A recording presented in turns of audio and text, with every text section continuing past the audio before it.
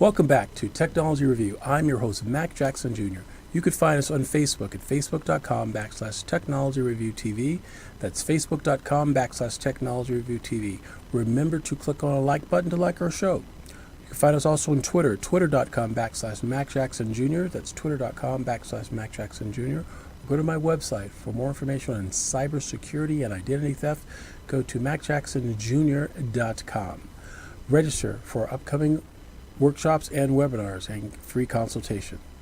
In this segment, we call the Business Spotlight. What is Business Spotlight? We talk about businesses, what businesses should do, because businesses are the number one source of identity theft that's involved around cybercrimes. Recently, a few months ago, a company by the name of Yahoo, those of you who have Yahoo accounts, was just hit with 1.5 billion accounts that were compromised. It was done since 2013, and the recognition of it is being brought forward now. So if you're a user of Yahoo, make sure you change your password in your account.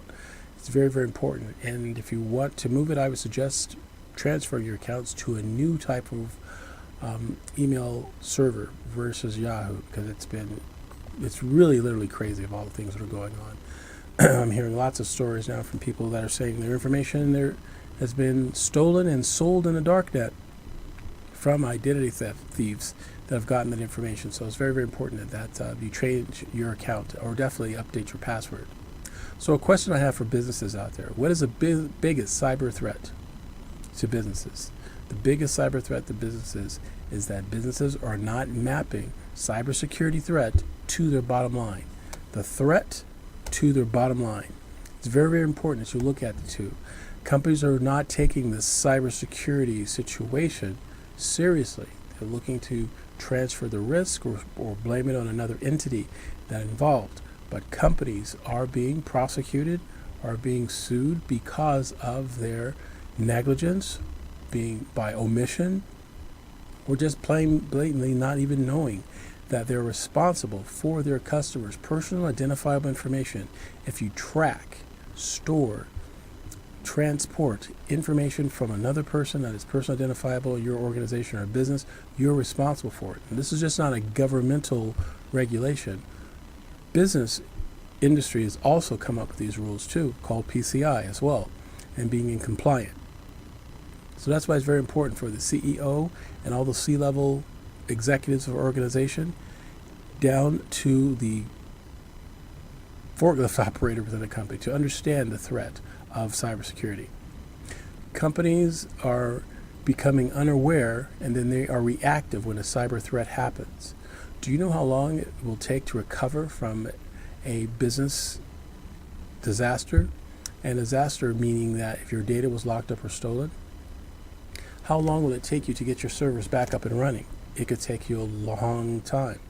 But the most important question is, how much will it cost you if your company had a cyber attack with all the fines and lawsuits because of it? It can actually put companies out of business. Statistics show that 60% of companies that have had a data breach in an organization are out of business because the recovery efforts to get back has been devastating in a lot of companies. So the threat of a data breach can cause a company a lot of stress and strain, including financial losses, reputation damage, as well as legal entanglements. So folks, when we look at this, cybersecurity is not just an IT issue anymore. It is a way that affects a company's bottom line. The best defense, folks, is education. And what I mean by education is educating everybody in your organization to how to mitigate. We may not be able to stop all types of cyber breaches, but we can mitigate them. We can lessen them and be prepared.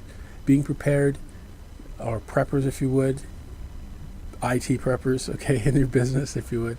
The ways to do that is through education. I mean, training your front desk people on what to expect, what kind of suspicious activities that cyber thieves are doing, and what to look for that could affect your business. It could be anything from understanding how to read an email the correct way, how to log into a website, and the biggest one is changing your passwords.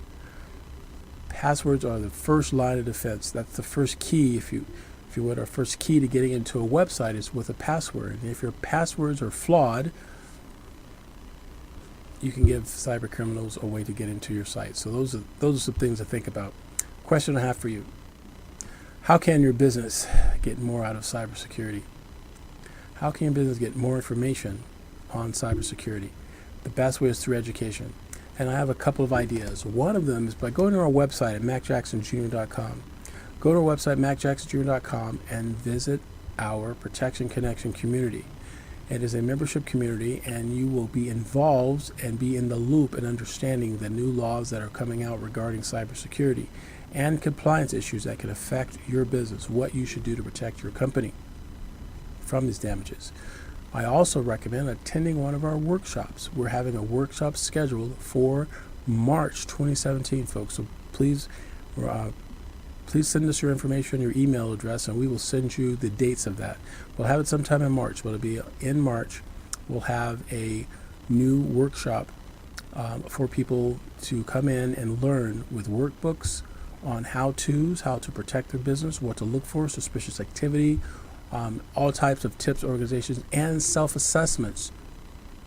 That's right, folks, self-assessments. You can take back to your organizations and test to see how compliant is your organization currently in to help mitigate some of the damages of this identity theft and fraud.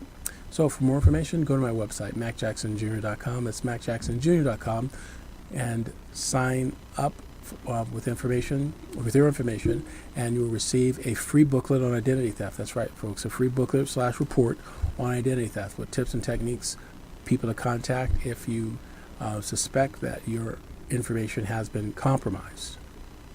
Some of these benefits by being a part of our community include things like new laws on privacy and prevention, weekly updates. There will be audio and video interviews from people in the industry, from law enforcement as well as from legal, that can help your organization understand some of the compliance issues surrounding your business. Because a lot of companies could understand that they should be in compliant, because by being compliant, that means we all understand our role and our part in protecting our customers' personal identifiable information. And to be a part of this organization is less than a cup of coffee per week. It is $19.95, folks. Definitely tell a friend in your organization and be a part of what's going on, part of our Protection Connection community. So one of the things that we talk about in our workshops and our Protection Connection community is policies and procedures. There's basically three areas: policies, procedures, and technology. But we focus on policies and procedures as one of the first lines, and then individually we'll talk to your company about the technology within your business. But we'll start with policies. And some of the policies you should have in your business, one of the ones that I've talked about previously on the show and had guests talk about here on Technology Review, and that's having a policy on what to do if your company has a business disaster. If you had a data breach, what is your policy? What do you do? Do you pick up a phone and call your IT department or IT company? Or do you have a process in a line just in case something goes wrong? We talk about that. We show you how to design it, what the industry standard is, how it should be implemented, and we recommend having an annual checkup with your company. We call it a fire drill. What to do if that were to happen to your business. So definitely sign up for Protection Connection and give us your information, and we will keep you informed on what's going on regarding identity theft and fraud and cyber crimes. Cybersecurity consultants and researchers have predicted that there will be a huge increase in 2017 with ransomware and other types of techniques and tools that cyber criminals are trying to do. And one of the biggest ones, folks, regarding ransomware is creating a ransomware worm. That's right, folks, a worm that will affect the network and not just individual computers. I talked about that in my previous segment. I'm saying it again because I want you guys to research it, contact us, let a friend know, let people in your organization know. These are things that we must have knowledge and education on to be a part of. There are a new set of red flag rules that are coming out, federal level red flag rules that you should be aware of. There's also, folks, international laws from the EU, European Union. That's correct. And it will affect the U.S. because we are a global society. Lots of information, folks, we have to be a part of. The best way to do that is by being part of our Protection Connection community. So do that by joining us here every week here at WCOBM.TV. We'll be back, folks, after these messages.